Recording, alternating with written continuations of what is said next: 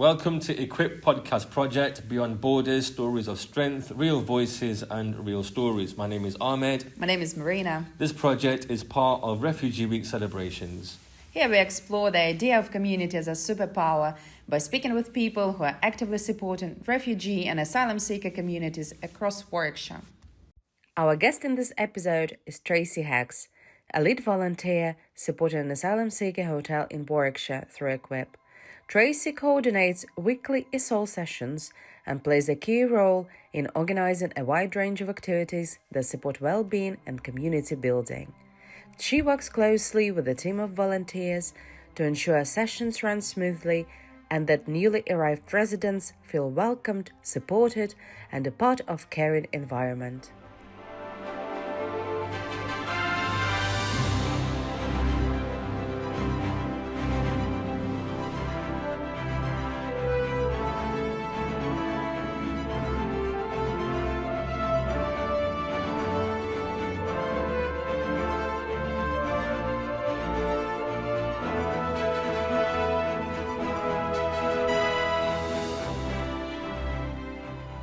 Hi Tracey. Hello. Ahmed, very nice to meet you. I've not met you before. No. First time, so it'll be great to hear your backdrop and your stories and what you've experienced. Mm-hmm. So welcome to Equip's podcast, Real Stories, Real Voices. Me and Maria will ask you a set of questions. Mm-hmm. Again, be open and honest. And if you're not comfortable with the questions that we ask, you're more than welcome to not answer it. And that's perfectly fine. So we'll start off just by asking, just give us a bit about your background, tell us a bit about yourself. Okay. So I was an English teacher for 27 years, and actually first 4 years that were teaching abroad. I did 2 years in Turkey and 2 years in France, so that's where I got my experience teaching English as a second language. I've recently left teaching to go on to a different career, but still do a little bit of tutoring, and so that's my sort of teaching background. I became involved in volunteering. I heard about a friend who was working in Calais, and then I had the opportunity, one of my colleagues at a school that I worked at was part of the National Education Union, and they used to organise volunteering groups that went over to Calais. Okay. And so I went over a couple of times there and did some volunteering there. And then when the need was identified in the local area, I put my hand up to do that as well. Awesome. So what was your main inspiration to start working with refugees and asylum seekers? I know that sounds quite... to me, it's just that I've got kids, and I always hope that if they were ever in a situation where they needed help, then there would be people there to do that. So that idea of reaching out and just doing what you can for people who need it, and you know, identified a very, very clear need there. And also the people, I think, that volunteer with asylum seekers are great people.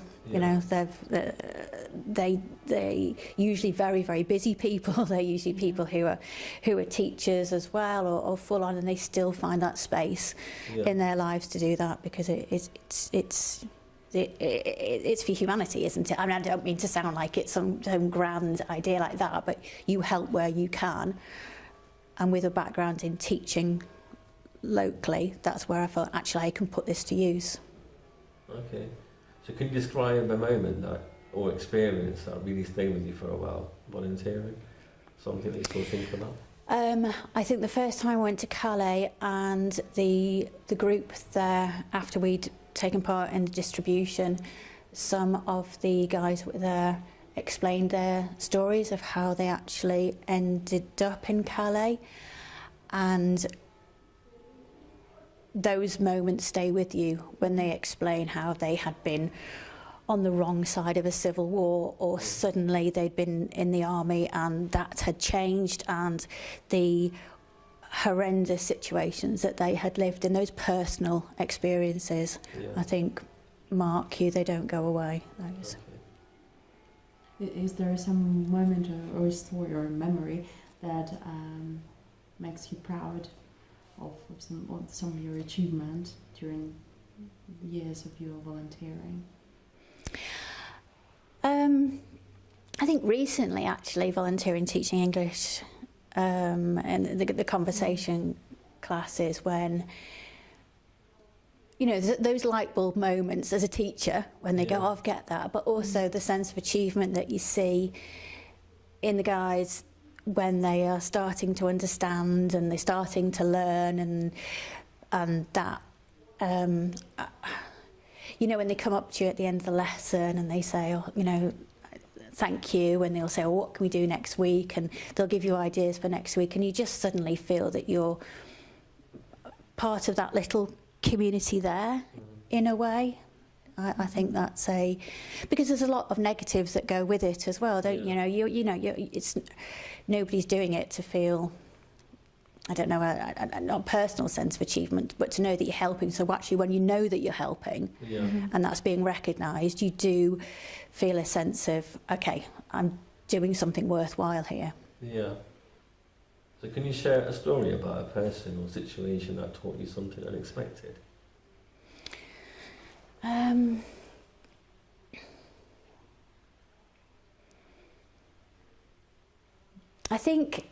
suppose so in the English conversation classes, you start off quite basic, don't you? When you're teaching basic objects, and then you're developing conversation. I think sometimes when you find shared stories with the people that you're teaching English to,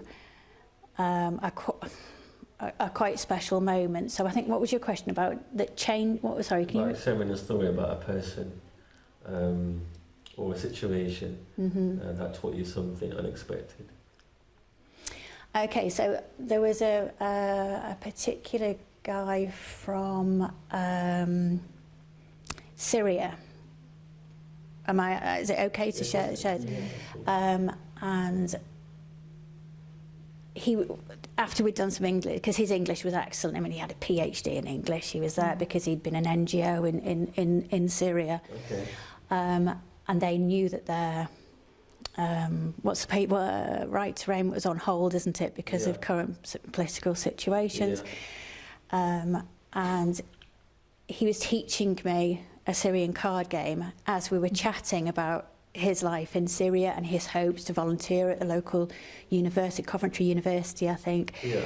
And it turned out this card game was one that I used to play at university with my friends, and it was just, and it's not a normal card game, you know, it's not Snap or anything like that, and it was counting. And I think that small thing about finding this thing in common while you're chatting about other bits. So yeah, it was just I don't know, just connects, doesn't it? Yeah.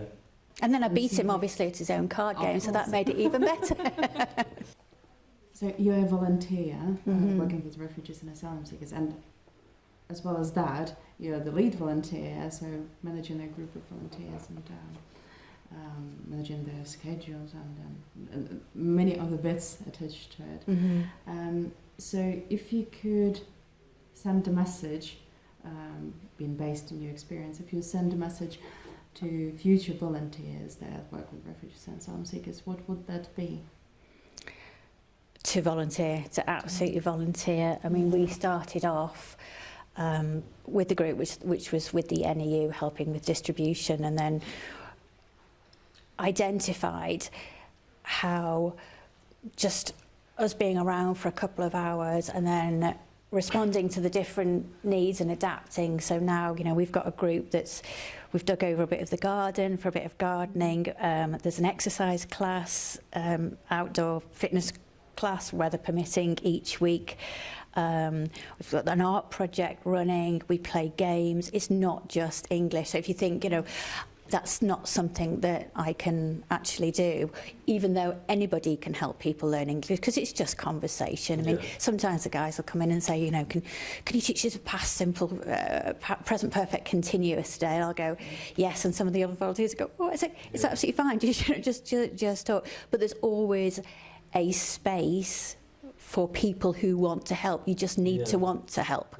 And then the opportunity is there. So yes, I never feel it's too late as well. I think that's the thing. Sometimes people think that a group's been volunteering for a while, but actually we're always in need of people who can just come along and give up a bit of time, you know, because people in the group are going on holiday, or jobs change, or commitments change. So I think sometimes people think if they're not there from the start, but that's not the case. Yeah, come along.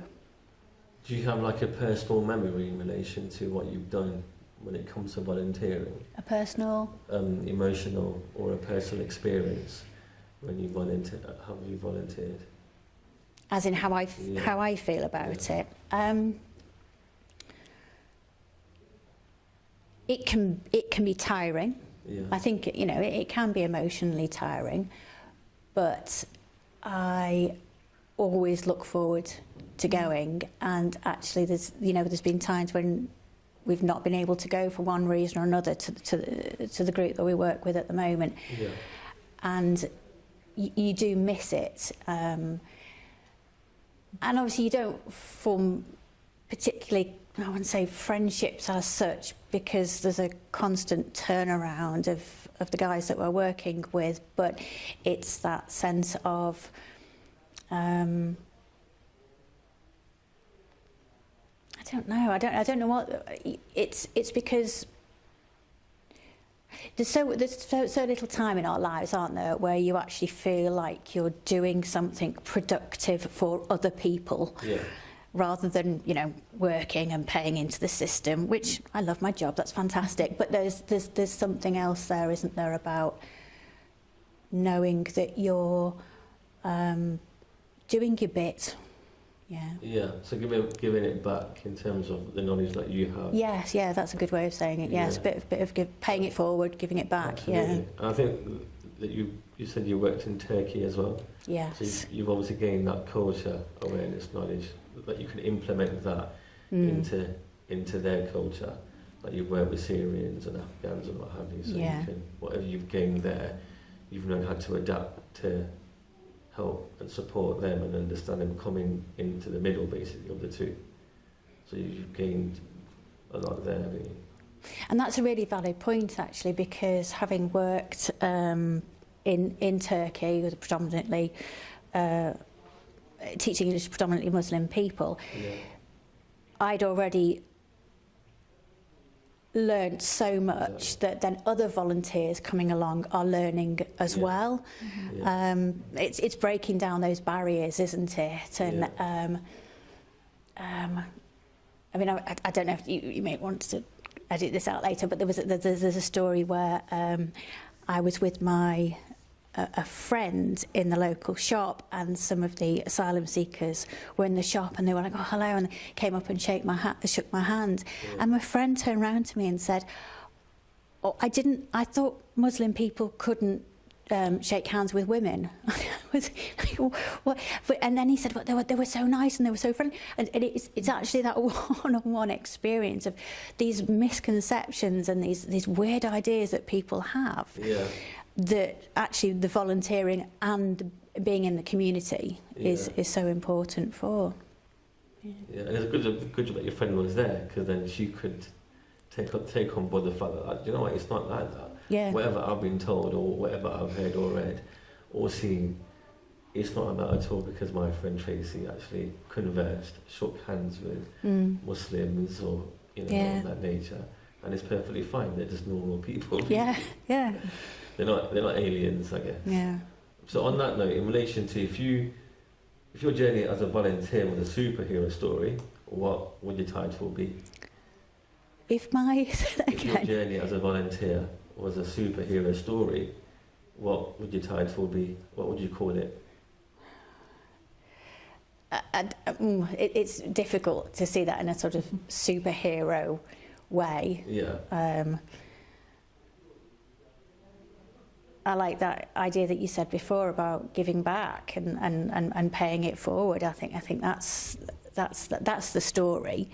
Whether it has a title that's attached to a superhero, or that sits a little bit uncomfortably. I'm not quite sure.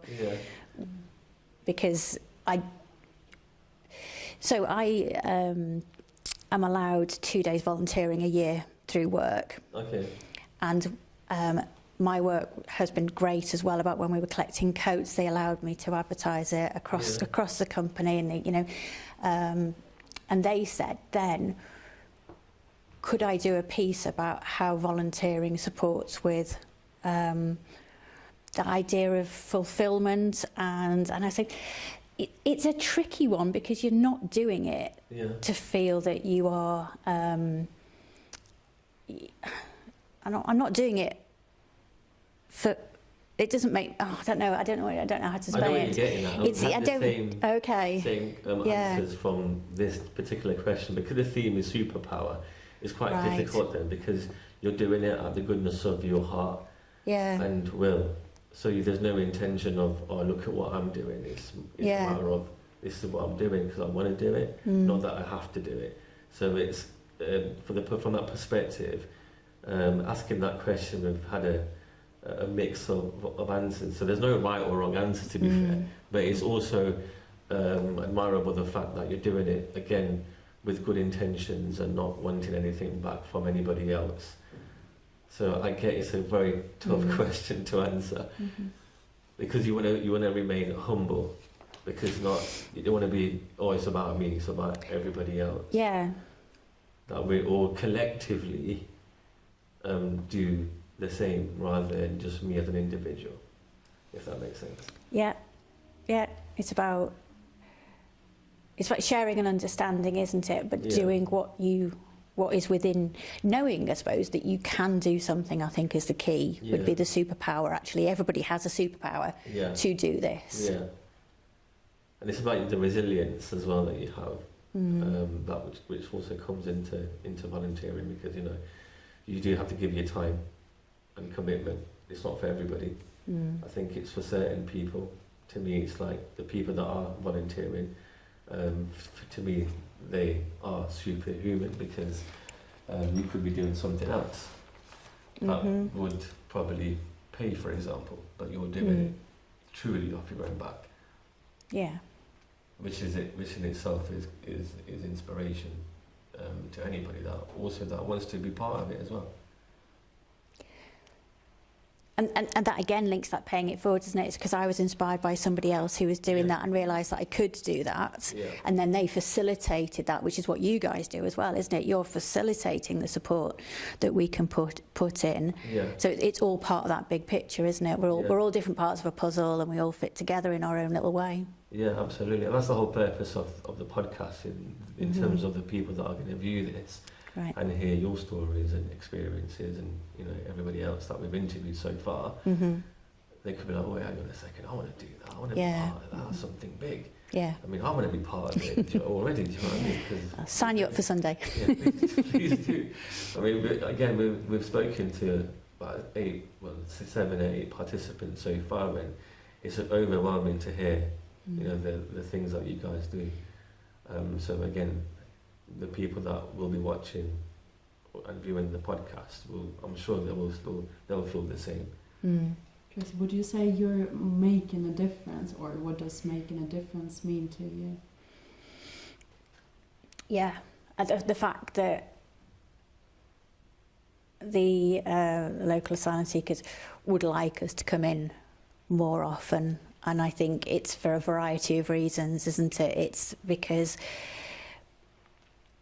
we're providing a different human contact on the world, we're providing a service as well in a certain extent, but also we're showing them that people of the local community do care and do regard them positively as human beings is the difference that we make. And I think that is massive, because you have no idea what else people may encounter, and so us coming in is showing care, and that's important. And how do you stay hopeful in challenging times? How do you do that?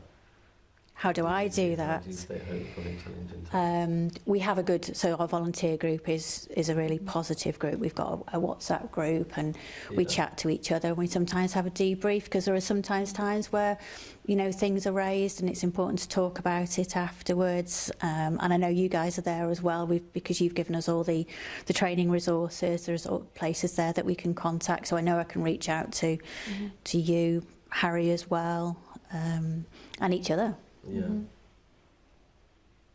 So if you could sum up your experience in one word or phrase, what would it be and why? Important. Okay. In many different contexts Yeah. of what important means. Yeah. And to bring it back to how we started, then it's that idea that I always want to know that there's people who are doing what we're doing, because the world can change like that. Yeah. And that we are there, that there are people there, there are good people there Yeah. to help and to be willing to give up 2 hours a week. Yeah. It's nothing really. No. Awesome. Okay. Thank you very much, Tracey, for Oh, you're being here welcome. with us and sharing your story and your perspectives. Thank you, and good luck and all the best wishes in your future work. Such an important initiative that you're doing. So thank you very much. No, you're welcome. Thank you. Thank you, Tracey. Thank you.